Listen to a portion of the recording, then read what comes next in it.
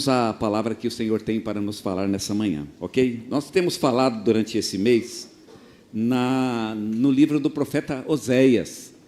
E eu queria hoje falar mais uma vez, e eu queria terminar hoje, esse assunto. Embora a gente só falou sobre o capítulo 1 e o capítulo 2, e durante esse mês a gente não conseguiu sair do primeiro capítulo. E falamos só sobre o casamento dele, Tem muitas implicações bonitas, e um dia a gente ainda vai falar sobre isso. Mas eu quero hoje encerrar esse assunto, e não vamos mais falar sobre Oséias depois de hoje. Mas hoje pela manhã eu ainda quero falar sobre o casamento dele. A gente tem falado muito sobre o primeiro, porque ele casou 2 vezes. A gente não falou, acho que ainda aqui, que na verdade ele casou 2 vezes, e a gente falou bastante sobre o primeiro. E eu quero falar sobre o primeiro casamento agora, novamente.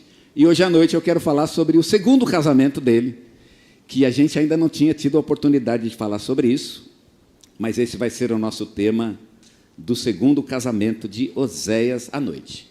Tá bom? E para o texto que vamos ler hoje, é Oséias capítulo 2, versículo 12.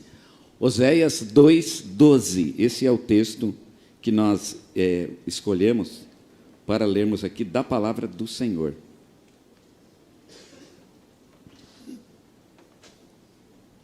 Oséias capítulo 2, no versículo 12. Eu tenho falado para os irmãos que Oséias recebeu uma ordem de Deus muito estranha. Deus ele ordenou a Oséias que se casasse com uma prostituta. E Oséias, então, obedecendo ao Senhor, essa estranha ordem que Deus deu a ele, ele se casou então com uma mulher chamada Gomer. E ele teve 3 filhos desse casamento, e a gente já falou bastante sobre isso. E depois que ele teve 3 filhos, essa mulher o abandonou e voltou para a vida de prostituição.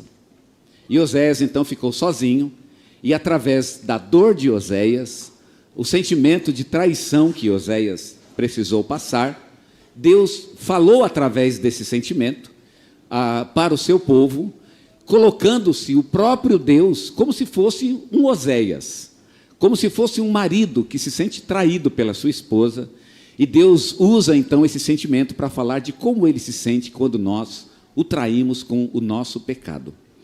E eu quero hoje pensar um pouquinho nessa mentalidade dessa mulher que abandona Oséias. O capítulo 2, versículo 12, diz assim: devastarei a sua vide e a sua figueira, de que ela diz, esta é a paga que me deram os meus amantes. Eu, pois, delas farei um bosque, e as bestas feras do campo a devorarão.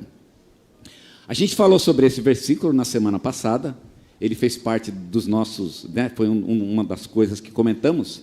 E nós falamos sobre a questão do bosque, os irmãos que estavam aqui devem ter se lembrado, a gente falou sobre isso, mas hoje eu não quero falar sobre o bosque, um dia, quem sabe, a gente fale mais sobre a questão do porquê um bosque, mas eu queria hoje falar sobre a primeira parte desse texto.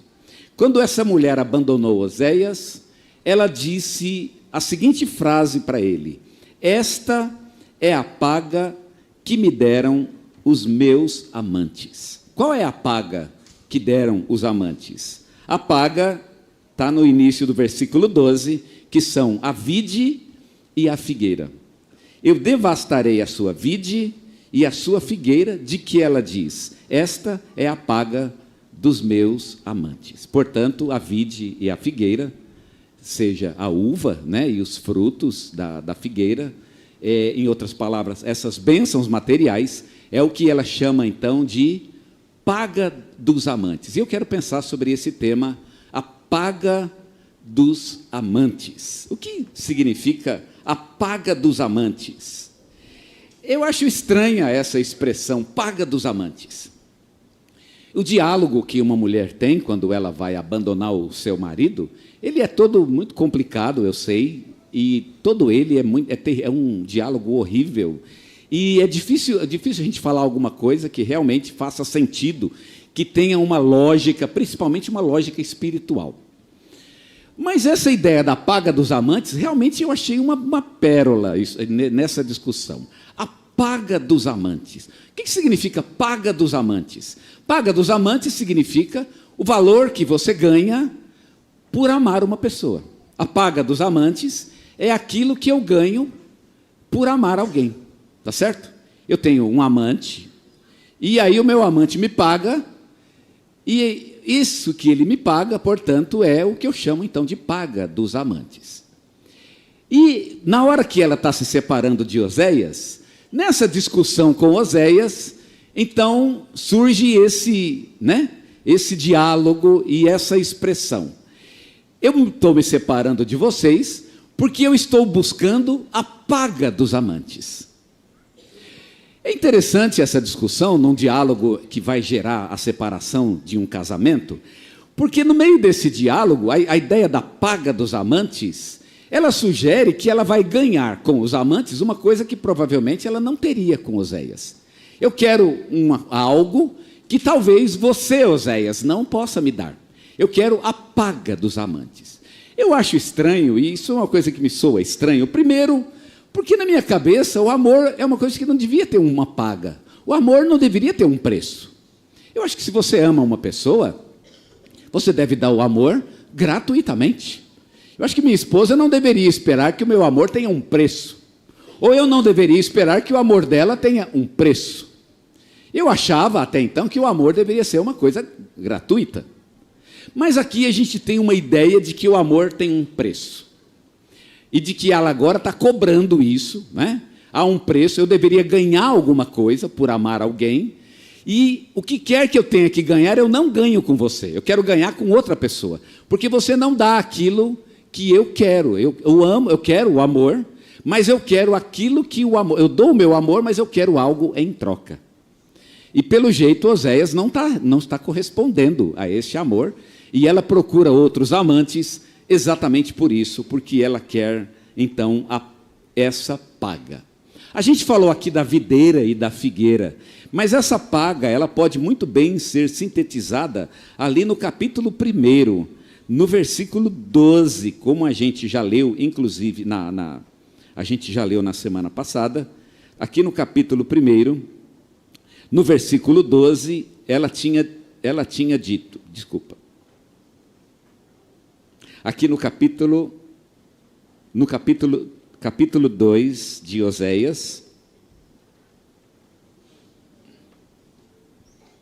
isso, aqui diz, não é? Devastarei a sua vide e a sua figueira, de que ela diz, esta é a paga que me deram os meus amantes. E ela faz uma lista mais detalhada, no versículo 5, pois a sua mãe se prostituiu, aquela que os concebeu ouve-se torpemente, porque diz, irei atrás dos meus amantes, e agora então ela vai descrever o que ela queria exatamente, e que provavelmente ela não tinha com Oséias, embora é muito difícil imaginar que Oséias não desse isso a ela, provavelmente ele dava, mas isso não a satisfazia. Ela diz, o meu pão, a minha água, a minha lã, o meu linho, o meu óleo e as minhas bebidas. Em outras palavras, eu dou o meu amor, mas eu quero essas coisas. O que custa o meu amor? Ele custa exatamente isso, uma certa quantidade de pão, de água, de lã, de linho, de óleo e de bebidas. Ou seja, eu quero essas bênçãos materiais e eu não vou entregar o meu amor a alguém que não esteja disposto a me dar essas coisas em troca. É realmente algo muito doloroso para alguém ouvir. E quando Deus usa a vida de Oséias para falar isso, Ele está querendo dizer que é muito doloroso para ele também, quando nós fazemos isso. E eu queria pensar com vocês se é uma coisa dos outros, ou será que é algo que está no meu coração? Eu olhei muito para o meu próprio coração e eu fiquei pensando se realmente eu tinha essa mentalidade, ou se eu tenho essa mentalidade quando eu escolho o pecado e quando eu me afasto de Deus. E para entender essa mentalidade, eu preciso entender como é que funcionam as coisas entre um homem e uma mulher. Deus criou o homem para viver com uma mulher e a mulher para viver com um homem. É muito bom a gente viver junto, um homem e uma mulher. É um relacionamento delicioso. A intimidade entre um homem e uma mulher é realmente algo muito bom. É uma experiência muito alegre e muito feliz que todos nós vivemos. Agora, existem duas maneiras como nós podemos viver essa experiência. A experiência da intimidade entre um homem e uma mulher. A primeira delas é através do casamento. Deus instituiu o casamento para que o homem possa viver essa alegria. Seja feliz, encontre uma mulher, ame essa mulher e seja feliz com ela. E a mulher seja feliz com um homem que ela ama e vivam então uma vida plena de felicidade neste mundo, vivendo a intimidade um com o outro. O casamento é um jeito de fazer isso. E Deus colocou o casamento como a maneira de se fazer isso. Mas, se vocês lembrarem bem, existe uma outra maneira de fazer isso. E se eu não quisesse me casar, como é que eu teria que fazer? Então, há uma proposta, né? Uma segunda proposta, que o mundo coloca diante da gente, que é a prostituição. A prostituição, aqui na vida de Oséias, ela se coloca do lado do casamento. As duas, tanto a prostituição como o casamento, elas querem a mesma coisa. Elas querem a satisfação e o prazer de um relacionamento entre um homem e uma mulher. Mas existem coisas diferentes. A prostituição, ela tem as suas vantagens e as suas desvantagens. E a grande vantagem da prostituição é que ela deixa de lado todo aquele problema que existe no relacionamento. Porque quando você casa, você tem muitas responsabilidades, você tem muitas coisas para fazer, você tem os problemas para enfrentar. Não é somente alegria, todo mundo sabe disso. E a prostituição, ela tira de lado todo esse problema, a problemática das dificuldades, das diferenças, dos perdões. Não tem nada disso. Você vai direto para a alegria. É como se você pudesse deixar de lado tudo que está enchendo linguiça no casamento, digamos assim, para ir direto no tutano. Vamos falar daquilo que realmente importa e você vai direto para a alegria. Deixando de lado, portanto, todas as outras questões do relacionamento. A prostituição, ela é uma maneira, muito usada nos nossos dias. Eu mesmo, lá nós moramos em um prédio, onde a gente avista, né, numa região próxima do nosso prédio, é uma região de prostituição, e a gente passa várias vezes à noite por aquela região, ou até mesmo do prédio, a gente fica olhando e vê, e aquilo é algo realmente, é algo que chama a nossa atenção. Como é possível que as pessoas façam isso? E a gente percebe que muita gente procura essa maneira, de alguma maneira, ou mulheres que estão na rua, ou mulheres que estão na internet, ou homens que estão na internet, ou então procura na sorte, vai num bar. Existem lugares que são apropriados, né, para se encontrar esse tipo de parceria, aonde você pudesse viver a alegria do relacionamento sem aqueles outros problemas que o relacionamento traz junto com ele. Vamos direto para a alegria. Esse é o conceito e essa, portanto, é a ideia. É isso que está por trás aqui do livro de Oséias. Você tem duas maneiras de encontrar alegria e satisfação neste mundo: pela prostituição e pelo casamento. O que Oséias quer mostrar é que a prostituição, ela é uma espécie de símbolo do nosso relacionamento com o pecado. E o casamento é um símbolo de nosso relacionamento com Deus. Quem busca o pecado, na verdade, está buscando sua própria felicidade, sua satisfação pessoal. E quem busca Deus também está procurando sua felicidade e sua satisfação pessoal. E você vai ter que pagar o preço em qualquer uma das duas modalidades. Para Oséias, quando nós nos afastamos de Deus, quando recebemos a satisfação que o pecado coloca no nosso coração, então a gente está vivendo uma espécie de mentalidade de prostituição. E essa mentalidade, ela pode estar presente no coração de cada um de nós. Eu comecei a investigar o meu próprio coração e pensar se eu penso dessa maneira. Quando eu olho da janela, talvez eu fique pensando que eu nunca iria lá ter um encontro com uma mulher daquelas. Ou talvez eu jamais faria um papel como aquele. Mas será que essa mentalidade de fato não está na minha mente? Será que toda vez que eu me afasto do Senhor e que eu cometo um pecado, e eu cometo pecados dos quais eu preciso me arrepender e preciso voltar para o Senhor, quando isso acontece, qual é a minha mentalidade? Será que não é uma mentalidade de prostituição? Aquilo que a gente tem tanto nojo, aquilo que a gente tanto rejeita, que a gente julga, inclusive, dizendo, não, isso é do outro. Será que isso também, de alguma forma, não está no meu coração? Oséias, então, propõe que a gente faça uma análise na mentalidade da prostituição, porque talvez você não a cometa de fato, mas talvez a mentalidade esteja presente no seu coração. E que mentalidade que é essa? Veja, se eu estou com Deus e num relacionamento com Deus, então eu estou num relacionamento sadio. O relacionamento com Deus, ele vai ter as alegrias, mas vai ter os desafios também, os desafios do relacionamento com Deus. E muitas vezes o mundo oferece saídas fáceis. E com Deus é muito difícil. Tem uma saída mais simples, mais fácil, mais rápida. E aí você recebe as propostas que o mundo coloca diante de você. Pois muito bem, eu quero pensar com vocês sobre essa mentalidade de prostituição.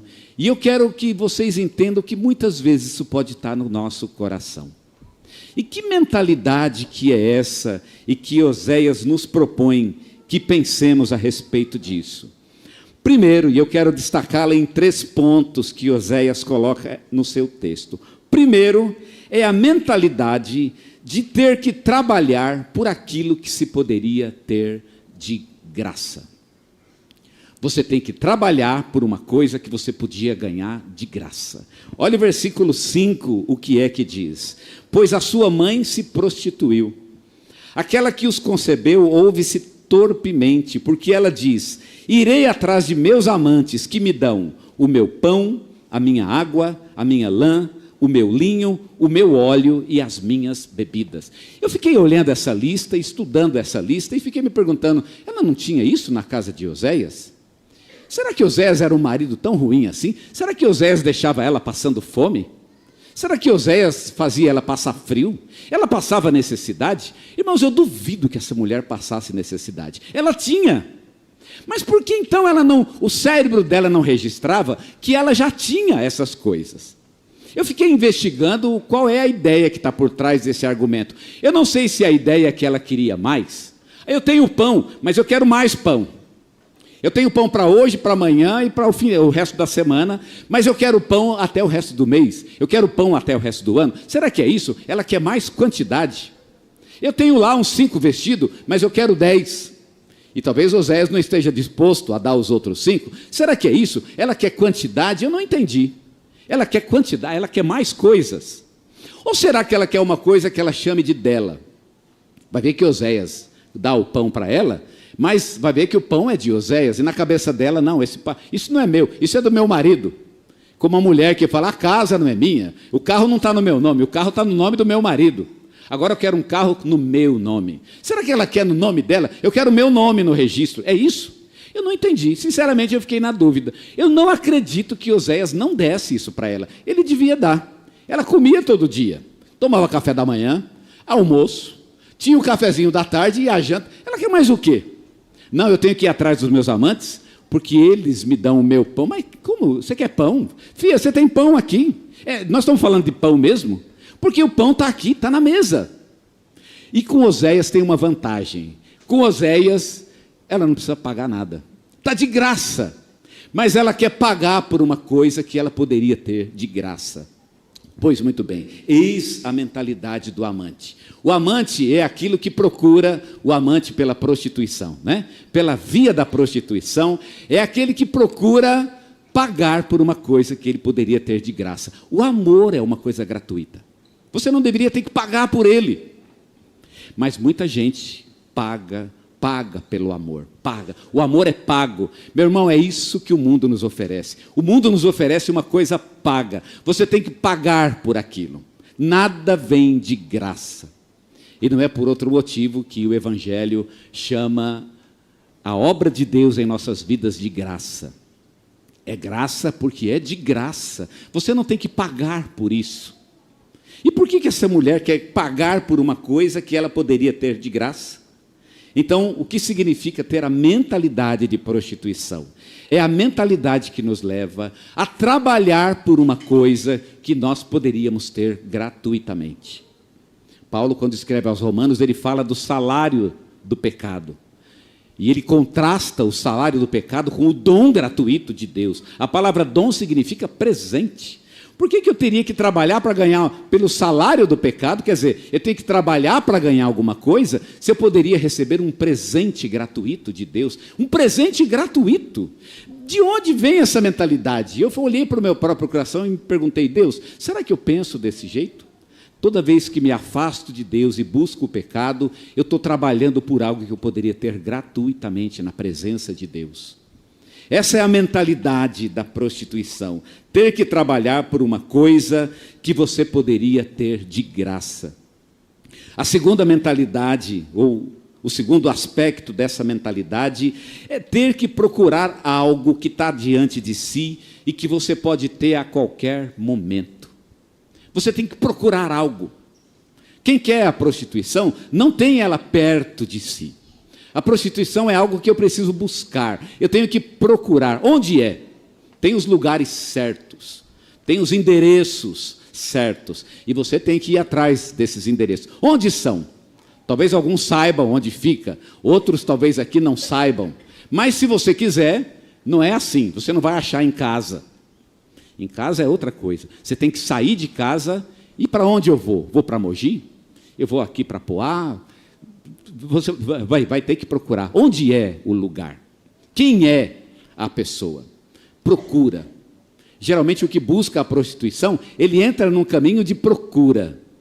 E mesmo que seja na internet, que está ali perto, de qualquer maneira ele tem que procurar. As opções são muitas e você fica procurando. Pois muito bem, olha essa mentalidade. Por que eu procuraria uma coisa que está sempre diante de mim? Aquilo está aqui, está perto, está na minha mão. Por que eu vou sair de casa para fazer uma coisa que está perto de mim?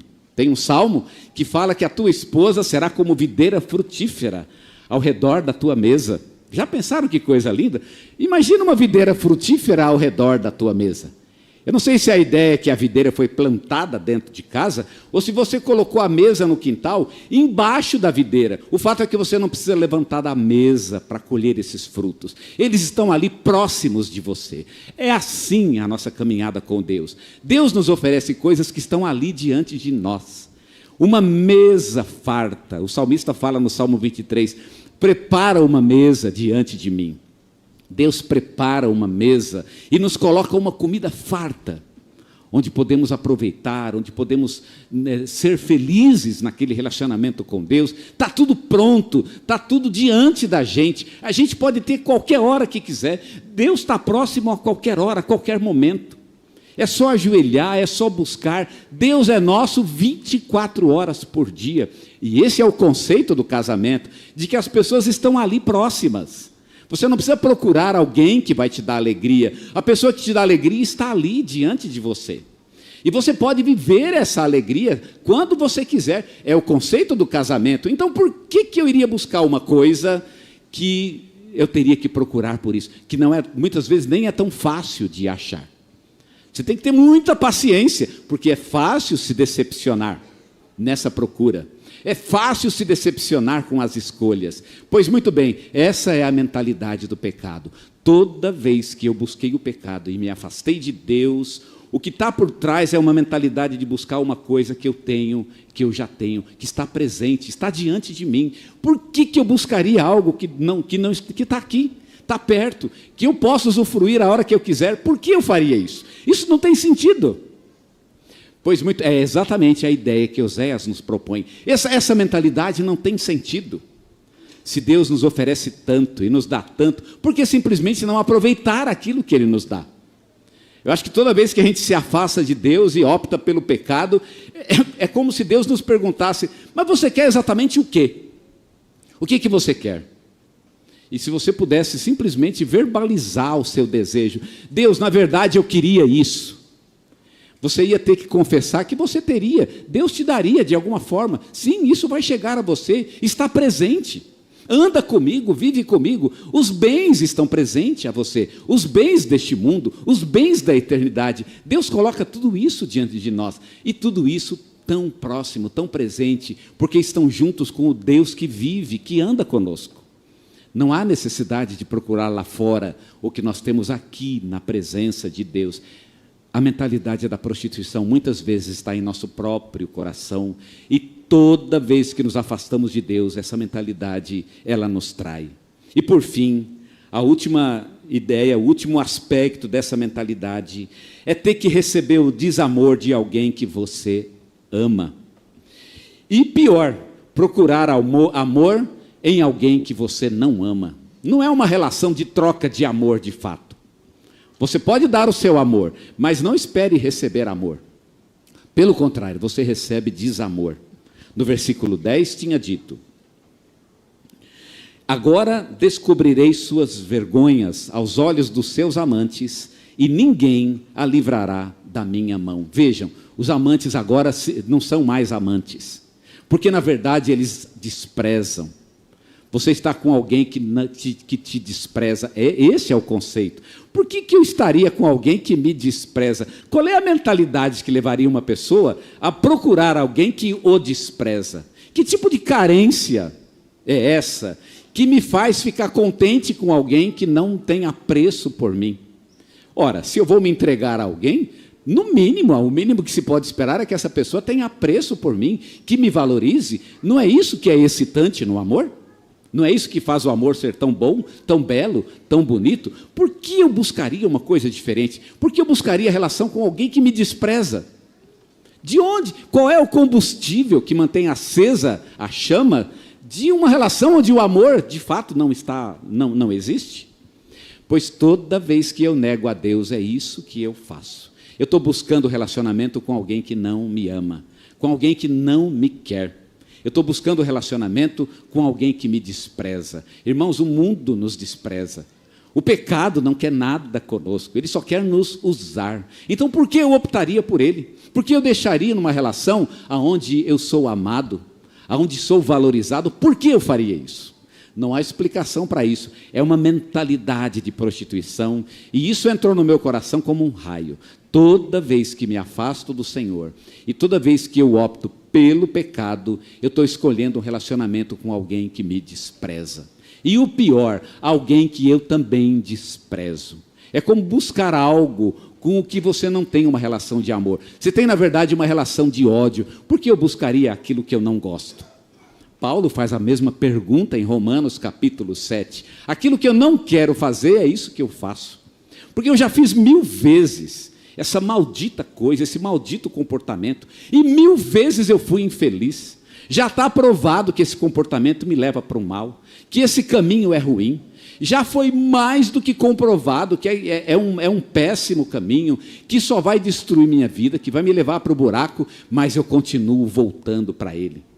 Como diz a música lá da Maria Rita, não é? É como num disco riscado, que fica rebatendo e remoendo, sempre o mesmo comportamento que nunca levou a nada, só levou a infelicidade. E por que eu volto para ele?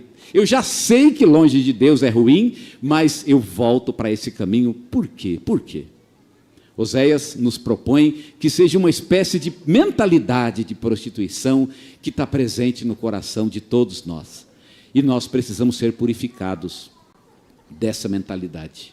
Nós precisamos encontrar no Espírito Santo o óleo que cura e que nos limpa desse algo ruim que está dentro de nós, que nos leva a nos afastar de Deus e nos comportarmos exatamente da maneira como se comportam aqueles que a gente julga tanto. Aquelas mulheres e aqueles homens que olhamos e nós jamais faríamos isso, mas toda vez que me afastei de Deus foi a mesma mentalidade. E que mentalidade é essa? Repito para os irmãos, a mentalidade de ter que trabalhar e pagar por uma coisa que você poderia ter de graça, de ter que procurar fora aquilo que poderia estar diante de você a qualquer momento, e a mentalidade de ter que receber o desamor de uma coisa que você pensa que ama e na verdade não ama, e procurar de fato amar uma coisa que não ama você. Não é realmente um relacionamento de amor. Ninguém tem relacionamento de amor com o pecado. Amor é com Deus e somente com Ele.